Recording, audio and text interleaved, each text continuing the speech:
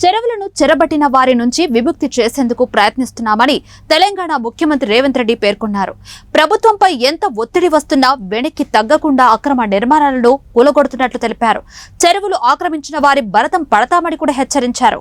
ఈ మేరకు హరే కృష్ణ సంస్థ ఆధ్వర్యంలో నిర్వహించిన అనంతశేష స్థాపన ఉత్సవంలో ముఖ్యమంత్రి రేవంత్ రెడ్డి కూడా పాల్గొన్నారు. అనంతరం సీఎం మాట్లాడుతూ విధ్వంసానికి పాల్పడితే ప్రకృతి మన మీద కక్ష కడుతుందని వ్యాఖ్యానించారు. అధర్మం ఓడాలంటే యుద్ధం తప్పదన్న శ్రీకృష్ణుడి మాటలే తనకు స్ఫూర్తి అని చెప్పారు. భగవద్గీత బోధనాడు సారం చెరువులను కాపాడుతున్నట్లు వెల్లడించారు. అలాగే ఎన్ఎండిసి హైదరాబాద్ మారాథాన్ విజేతలకు సీఎం రేవంత్ రెడ్డి గచ్చిబౌలి మైదానంలో బహుమతులు అందజేశారు. అనంతరం మీడియాతో మాట్లాడుతూ క్రీడా కార్యక్రమాలకే గచ్చిబౌలి స్పోర్ట్స్ విలేజ్ ను వినియోగిస్తామని తెలిపారు. 2028లో జరగబోయే ఒలింపిక్స్ లో తెలంగాణ అథ్లెట్లు అత్యధిక పతకాలు సాధించేలా కృషి చేస్తున్నామని వివరించారు. వచ్చే విద్యా సంవత్సరం నుంచే యంగ్ ఇండియా స్పోర్ట్స్ వర్సిటీని ప్రారంభించనున్నట్లు తెలిపారు.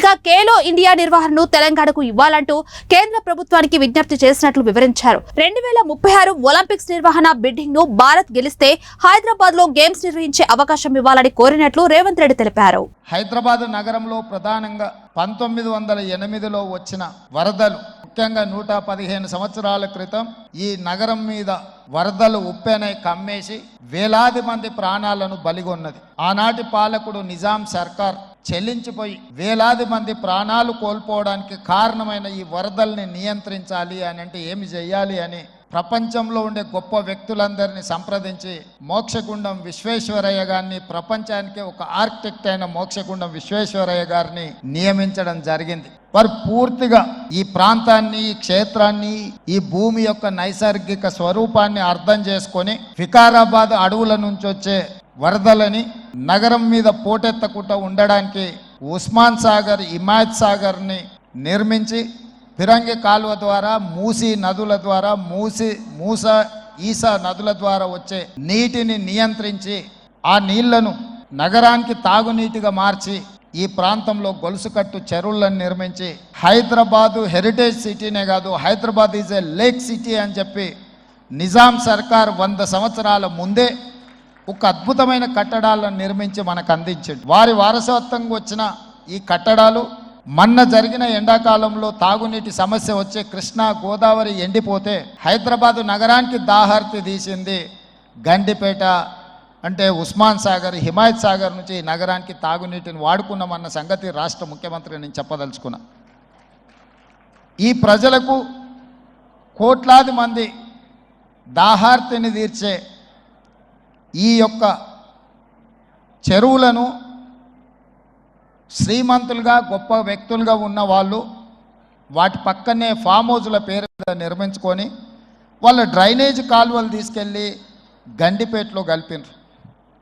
నేను ఇక్కడ వేదిక మీద ఉన్న పెద్దలతో పాటు ఇక్కడ వచ్చిన భక్తులను నేను ఒకటే మాట అడగదలుచుకున్నా. ఇవాళ వాళ్ళ విలాసవంతమైన జీవితం కోసం నిర్మించుకున్న ఫామ్ హౌజులలో నుంచి వచ్చే డ్రైనేజ్ గండిపేటలో హిమాయత్ సాగర్ తాగునీటిలో కలిపితే ఆ నీళ్ళు హైదరాబాదు నగరానికి తాగడానికి సరఫరా చేస్తుంటే వాళ్ళు నిర్మించిన అక్రమ నిర్మాణాలను వదిలేస్తే ఇక నేను ప్రజాప్రతినిధిగా విఫలమైనట్ట కాదా మీరు ఒక్కసారి ఆలోచన చేయండి. అందుకే ఒత్తిడి వచ్చినా, మిత్రులకు ఫామ్ హౌజులు ఉన్నా ఏవీ వదలకుండా హైడ్రా అనే ఒక సంస్థను ఏర్పాటు చేసి తెలియకుంటేనే ప్రజాప్రతినిధులం కొన్ని మన దినచర్యల్లో భాగంగా కొన్ని తప్పిదాలు చేస్తుంటాం. తప్పులు తెలవకుంటేనే కొన్ని తప్పులు జరిగిపోతుంటాయి. మరి ఆ ఖాతాను సవరించుకోవడానికి, ఆ బ్యాలెన్స్ షీట్ను సవరించుకోవడానికి తెలిసి కొన్ని మంచి పనులు చేయాలని నేను ప్రగాఢంగా విశ్వసిస్తున్నా, నమ్ముతున్నా.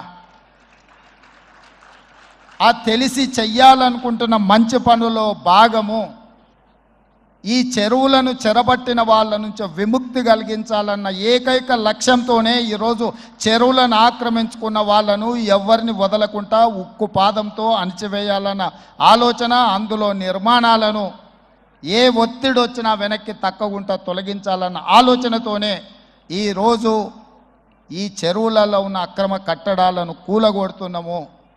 దీనికి స్ఫూర్తి భగవద్గీత అనే కురుక్షేత్ర యుద్ధ సందర్భంలో అర్జునుడు ఆయుధాలను కింద పడేసి రాజ్యం కోసం భీష్మ పితామహుడు, అదేవిధంగా కర్ణుడు, దుర్యోధనుడు, దుశ్శాసనుడు, నా సహోదరులందరూ ఆ పక్కన నించుంటే ఈ రాజ్యం కోసం వాళ్ళందరినీ సంహరించడం, వాళ్ళని సంహరించి రాజ్యాన్ని సాధించుకోవడం ద్వారా ఏమి ఉంటుంది, ఏం మనశ్శాంతి వస్తుంది అని చెప్పి అర్జునుడు యుద్ధతంత్రం నుంచి తప్పుకుంటా అన్నప్పుడు శ్రీకృష్ణ భగవానుడు బోధించిందే భగవద్గీత.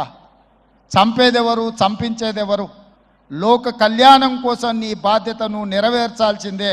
ధర్మం బ్రతకాలి, అధర్మం ఓడాలి అంటే నువ్వు యుద్ధం చెయ్యాల్సిందే అనే యుద్ధ నీతిని ఆ రోజు అర్జునుడికి బోధించింది శ్రీకృష్ణ భగవానుడు.